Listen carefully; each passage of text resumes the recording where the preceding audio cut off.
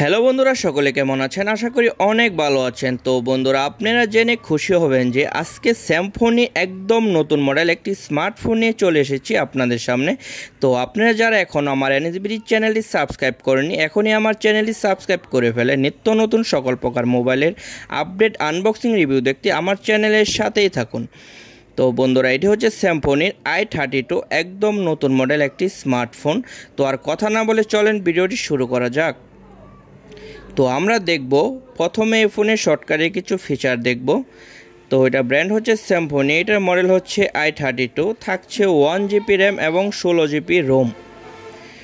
তো এই ফোনটিতে আর কি থাকছে, আপনার ফোনটিতে দিয়েছে 6.52 ইঞ্চি SD কল plus waterdrop V notch display, এবং কি এই ফোনটিতে থাকছে রিয়ার ক্যামেরা হিসাবে দুইটি ক্যামেরা, যার মেন ক্যামেরা থাকছে 8 মেগাপিক্সেল এবং অন্যটি থাকছে 0.8 মেগাপিক্সেল, এবং এটি সেলফি ক্যামেরা হচ্ছে 5 মেগাপিক্সেল। এটির ব্যাটারি দেখতে পাচ্ছি 4000 এমপিআর এবং থাকছে Android10 Go এডিশন, একদম নিউ ভার্সন। তো এখন যদি আমরা এই ফোনটি আনবক্সিং করে খুলে দেখব, তবে এই ফোনটি কিন্তু অনেক সুন্দর। তো সবচেয়ে মজার বিষয় হলো 6000 টাকার নিচে নচ ডিসপ্লে স্যামফোনি, আমার মনে হচ্ছে এটি সর্বপ্রথম একটি ফোন। তো এখন আমরা এই ফোনটি আনবক্সিং করে আপনাদেরকে দেখাবো। তো ভিডিওটি না টেনে সম্পূর্ণ ভিডিওটি দেখতে থাকুন। তো যাদের বাজেট 6000 টাকা অথবা 6-এর নিচে, তারা এই ফোনটি চোখ বন্ধ করে নিতে পারেন। এই ফোনটি কাদের জন্য বেস্ট হবে, কাদের জন্য হবে না, আমরা সেটাও নিয়ে আলাপ করব। তো এখন আমরা ফোনটি আনবক্সিং করতে চলেছি। এটি হচ্ছে ব্লু কালার, আপনারা চাইলে এটি ব্ল্যাক কালারও নিতে পারেন। এটি হচ্ছে ব্লু কালার।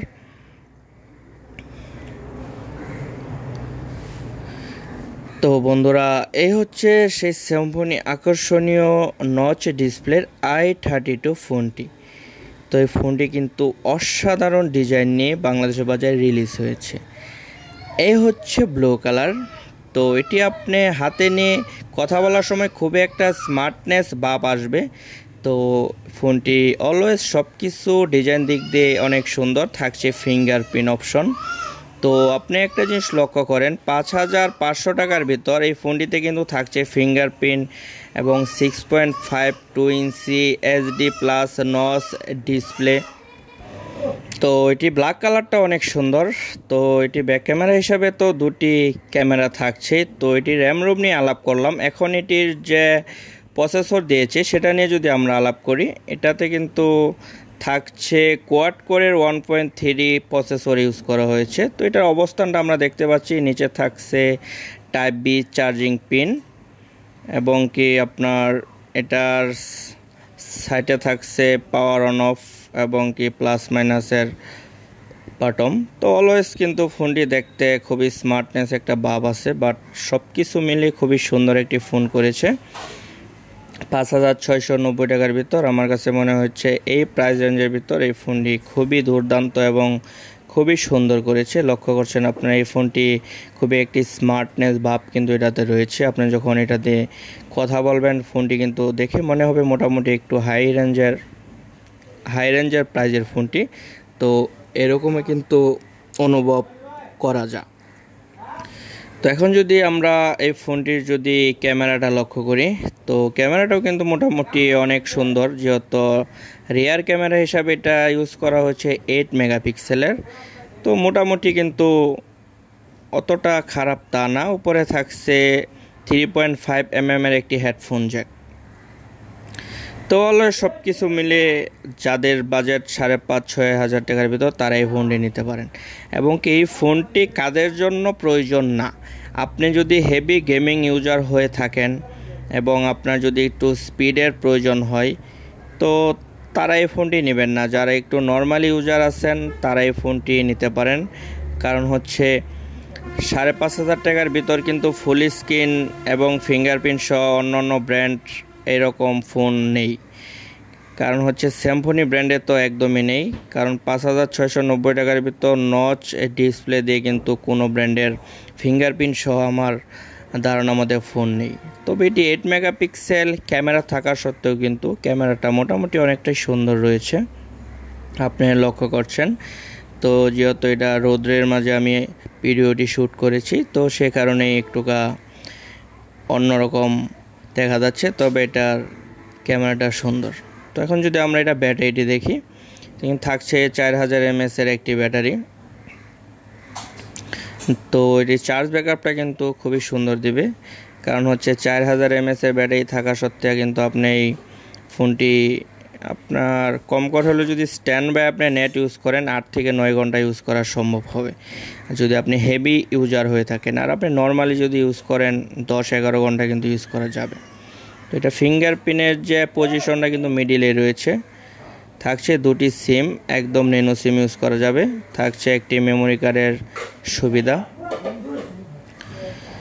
তো মোটামুটি এখন আমরা ফোনটি অন করব, অন করে আমরা ফোনের স্পিডটা দেখব এবং এটি তার স্পেশালি কী কী ফিচার রয়েছে আমরা মোটামুটি সব কিছু দেখে নেব। এটা স্পিকারটা কিন্তু থাকছে নিচে, তো এটা সাউন্ড কোয়ালিটিটা মোটামুটি আছে, অতটুকু হেভি যে তা না। তো নর্মাল প্রাইস রেঞ্জের ভিতর ফোনটি কম প্রাইজের একটি ফোন। এটা হচ্ছে গুগল অ্যাসিস্ট্যান্ট একটি কিবোর্ড, এখানে আপনি চাপ দিলে সরাসরি এটা আপনাকে গুগলে নিয়ে যাবে। তো এখন আমরা ফোনটি অন করতেছি, অন করে আপনাদেরকে দেখাবো।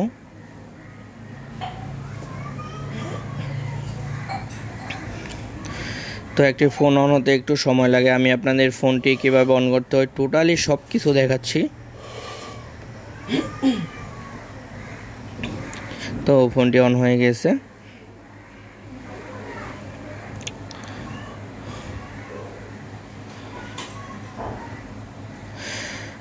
তো মোটামুটি যাদের আপনার লো প্রাইস রেঞ্জের ভিতর নচ ডিসপ্লে একটি ফোন খুঁজছেন তাদের জন্য কিন্তু এই ফোনটি সেরা হয়, কারণ হচ্ছে 6.52 ইঞ্চি ফোনের ডিসপ্লে কিন্তু ছোট না, ফোনের ডিসপ্লে কিন্তু মোটামুটি অনেকটাই বড় দিয়েছে। তো আপনি যদি মুভি লাভার হয়ে থাকেন, মোটামুটি মুভি দেখতে নাটক দেখতে কিন্তু আপনার অনেকটা সুবিধা হবে।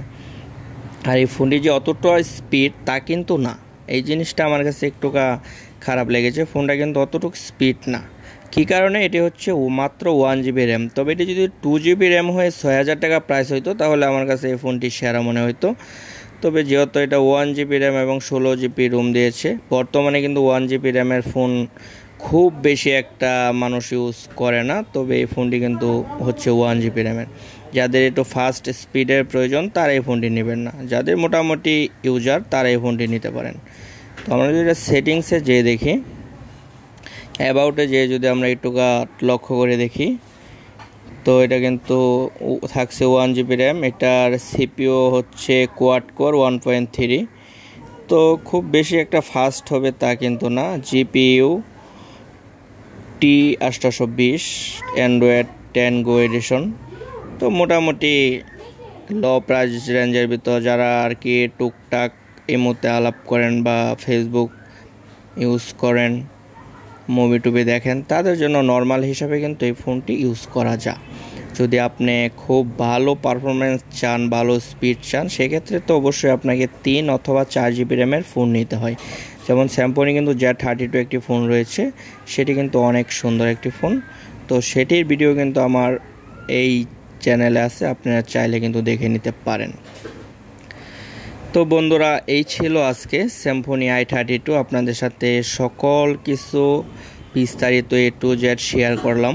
তো জানি না আপনাদের কেমন লেগেছে, যদি ভিডিওটি আপনাদের ভালো লাগে তাহলে অবশ্যই একটি লাইক দিবেন, এবং এই মোবাইল সম্বন্ধে যদি আপনি আরও কোনো তথ্য জানার থাকে তাহলে কমেন্ট বক্সে আমাকে কমেন্ট করে জানাতে পারেন।